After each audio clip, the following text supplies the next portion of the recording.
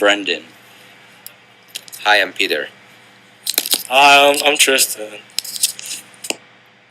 There are several ways to approach the recent ISIS attacks. Although we maybe never know the real reason behind the attacks, there are possible reasons for why they did.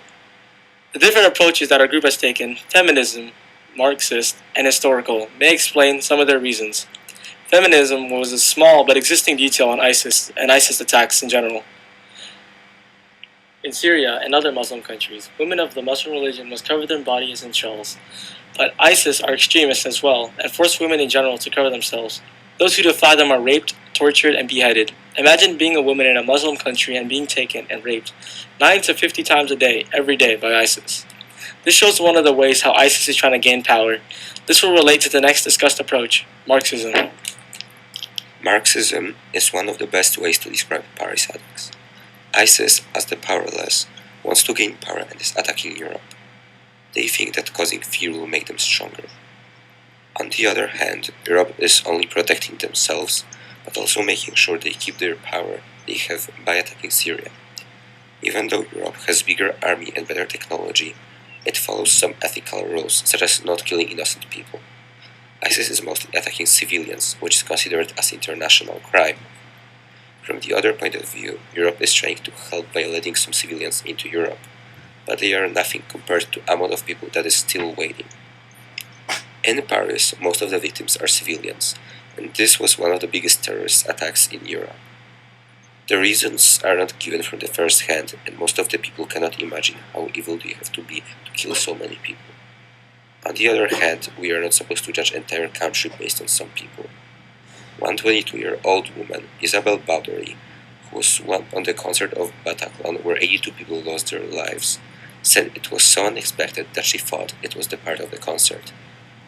This shows how good ISIS is at causing fear and that they have great ability to cause chaos. To sum it up, even if ISIS has some reasons to attack Europe, they have no right to kill people. Some will say that more people are dead because of Europe fighting back, but is it better to give power to someone fighting to protect his country, or someone who is killing to show power and thinks of people as things? Past encounters between US and European countries and ISIS is a part of history that cannot be avoided. There are always two sides to the story, the knight in shining armor and the evil villain, though in this story the roles could still be undecided. I'll take both sides of this story to explain everything of my knowledge. To start off, America and France was attacked by ISIS. The terrorists are attacking innocent people for no reason. This is considered as a declaration of war. France has waged war against ISIS, and being France's ally, America joined in on the conflict. ISIS has also recently attacked San Bernardino, California. This is still unconfirmed if the terrorists were a part of ISIS or not. After the Paris bombings, France retaliated by attacking Syria. After what ISIS did to France and US, the two countries attacked Syria with bombs. The night of the Paris attacks, France declared war on ISIS and bombed Syria 20 times because in total, the United States and France has bombed Syria a recorded total of 2,196 times, and the number is only increasing. What ISIS did is completely irrelevant to Syria. The attacks on Syria made the United States and France the terrorists in this situation. There's a literal river of blood flowing through Syria, but no one really cares about that because it's not Paris. And now we're gonna watch a short documentary from ABC News. I want to go to our producer Ben Barnier, who is actually in the stadium where France was playing Germany tonight. President Francois Hollande was there as well. When they heard those bombs go off near the stadium, set the scene, Ben.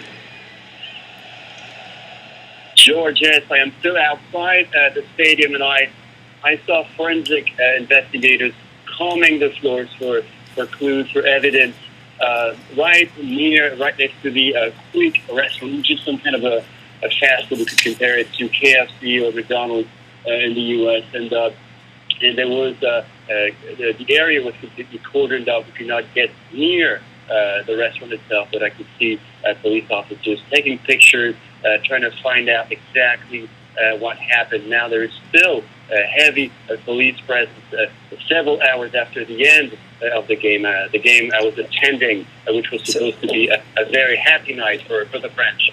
Still a heavy police presence several hours after the end of the game I was attending, which was supposed to be a very happy night for the French. So, Ben, what did you know in real time when this was happening? You would hear the explosion, but for a while the game went on.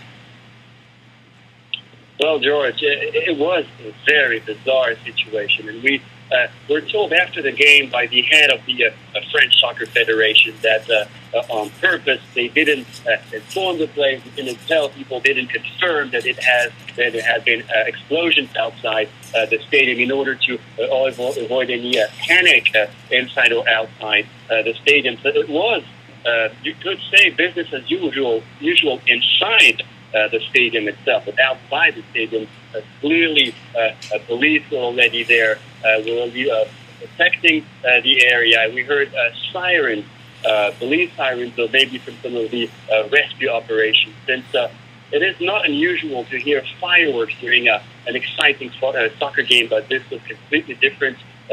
Two extremely loud explosions, which proved to be extremely dangerous right outside the Stade de France, large state